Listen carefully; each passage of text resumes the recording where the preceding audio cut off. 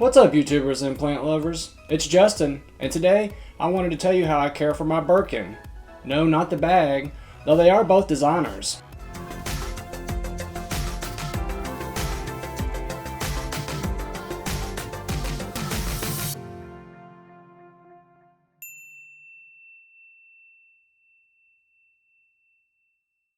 That's right, the Philodendron Birkin does not appear naturally in the wild. A rare mutation occurred with the Philodendron Rojo Congo, giving way to this beautiful, gorgeous looking plant that we see here today. That leaf that had the rare mutation, or the spontaneous mutation, was separated from the mother plant. Thankfully, the propagation was surprisingly successful, which meant that it was able to keep its stunning variegation patterns. Now, all new Birkin plants are created through tissue culture. Because the Birkin plant is a newer house plant, there isn't too much concrete knowledge out there on how to care for the plant, or just too much concrete information out there in general. One thing that isn't for certain is about how large these plants get. Some people estimate that they get anywhere from around 50 to 100 centimeters, but they are really slow growing plants, so it does take a while to get to that size and stature. There is some a little bit disputing facts on what else we need to do in order to care for this plant. Some say that the acidity can vary a little slightly, but for the most part we do know how to care for the philodendrons in general.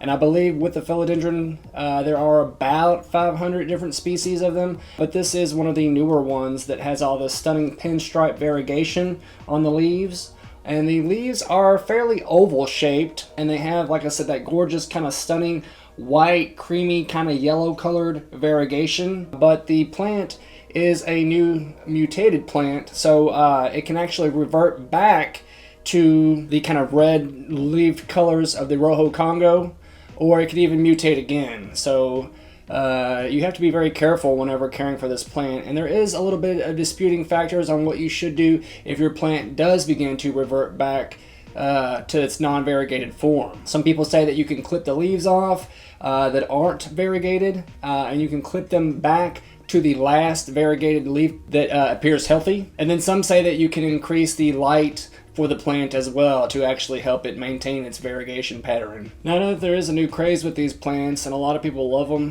They are gorgeous, but they're also very easy to care for as well, so that's also what makes them a very popular houseplant nowadays. Now, with light, I believe that you really want to have it kind of bright in direct sunlight. With too much variegation, you can actually do a little bit of damage. With too much direct sunlight, you can actually burn and scald your plant, and you can also dry it out fairly easy as well.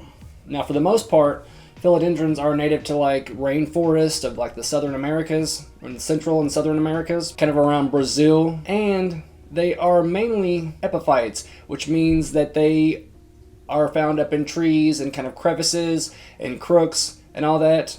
And actually the name philodendron is Greek. Philo means to love, and dendron is loosely translated to tree. So with the philodendron, we always say that it is a tree-loving plant, and they are epiphytes, which actually helps contribute to that name. Now, they are nestled up in the canopy of trees, and they kind of trail up and around there and live there comfortably. But since they are under the canopy, they don't get too much bright, direct sunlight. It's mostly kind of filtered, bright light, and that's really what you want to create whenever you are deciding where you want to plant or put your plant in your home. I found that with my Birkin plant that I give him ample morning sunlight, so I've got him in an east-facing exposure. And then as the sun kind of goes away after noon, I kind of supplement him with a little bit of artificial LED full spectrum grow light. And that's really helped him out tremendously. Now, if you don't give him direct sunlight at all, or any kind of natural sunlight, you want to give him about 12 hours of artificial grow light. You don't want to give them too much. They are just like humans in that they do need a certain day period and a certain night period too. So if you give them too much direct sunlight, you will kind of throw them out of balance and they won't look right, and if it's left unchecked for a long time, it can actually kill your plant. They do need time to rest and actually sleep and kind of recuperate and regenerate. As I said earlier, I've never really had any kind of problems with my Birkin reverting back. I give him a little bit of direct sunlight in the morning, probably for about 1 to 2 hours. And then, as I said, as the sun kind of goes away and towards the opposite end of the house, I will kind of turn the grow lights on and leave it in for anywhere from about 6 to 8 hours, just to kind of help supplement him, to make sure that he's not missing a whole bunch. And I've noticed since I started giving him the artificial grow lights that my variegation is more pronounced, and it's more white as opposed to more of a creamy kind of yellowish kind of look. And I've also noticed that he's actually started to produce more leaves as well. So you gotta find that sweet spot with the lights, because too much will kill it and not enough will leave it all kind of leggy and uneven growth and just kind of unsightly. Now when it comes to water, you're kind of on the same page as with the light. You gotta find that sweet spot. You can't give it too much because it'll suffer from root rot. And if you don't give it enough, your leaves will start to discolor and look pretty unsightly. Like I said, they are from the rainforest, so they do like a decent amount of water, but they don't need a whole bunch of it. And if you're factoring normal amounts of humidity, which these guys like it anywhere from about 40 on up to about 70% with the humidity, you don't need to water them as much. Now with mine, I always just take my finger and stick it down in there. And I've got a little bit of moss on top just to kind of help hold some water in around the roots. But you can still stick your finger down in there and tell if there's any kind of moisture down around the top of the root mass anyway. And if you feel any kind of moisture whatsoever, or you get any kind of sediment or dirt sticking to your finger, that obviously means that your plant has enough water and you should wait a couple of days before giving it any more. Now you'll also want to make sure that your pot has adequate drainage holes in the bottom of the pot so that your plant won't succumb to root rot fairly quickly. During the spring and summer, I usually water this guy about twice a week. It depends though on how hot it is. Now he's an indoor plant, so he doesn't get too much direct sunlight, but with the morning sunlight and the grow lights, it does use up a little bit more water than it would if it was only getting just a little bit of direct sunlight in the morning in an eastern facing window. So you gotta kind of monitor that to make sure that your plant isn't drying out, especially if it's getting a bunch of light. And if the temperature is going up, the water intake levels need to go up as well. Now when you go into the fall and the winter time, you do need to let the plant dry out more in between waterings. In the spring and summer, you want to slightly let it dry out some. But during the winter and fall, you definitely want to let it dry out more consistently than you would during the spring and summer. And as I said earlier, you want to keep the humidity levels up. They can tolerate some dry weather, but not for too long. They do like humidity being from the rainforest, and I always keep mine around 40 to 50%, and he seems to be rather at home with that level of humidity. Now getting into the soil, it's a little bit tricky just because they are epiphytes, so they need something that's a little nutrient rich, but something that isn't too packed down tightly, and it is a little porous. So you want it to actually retain a little bit of moisture, but you don't want it to be super saturated and soggy and wet all the time, because that will invite pest and disease and probably end up killing your plant before too long. Now I find a soil that is kind of peat based with a little bit of perlite in there actually helps my plant out. Like I said earlier, they are very slow growing plants, so you really don't have to worry about transplanting them too often.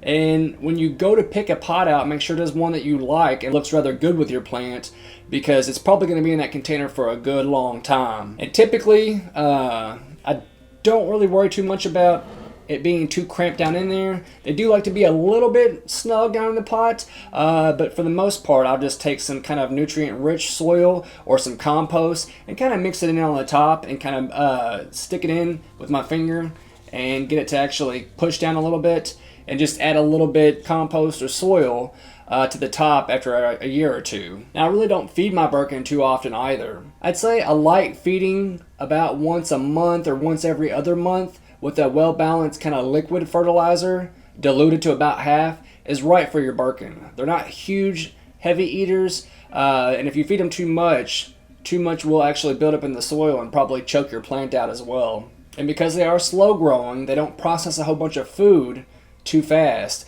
So if you are going to dilute it, you may need to feed it a little bit more than if you weren't. But if you aren't going to dilute it, good luck, because you could kill your plant rather quickly. But I do about once a month, maybe once every other month, depending on how often I remember and how the plant's looking as well. Now with these big, stunning, gorgeous looking leaves, they are a magnet to dust.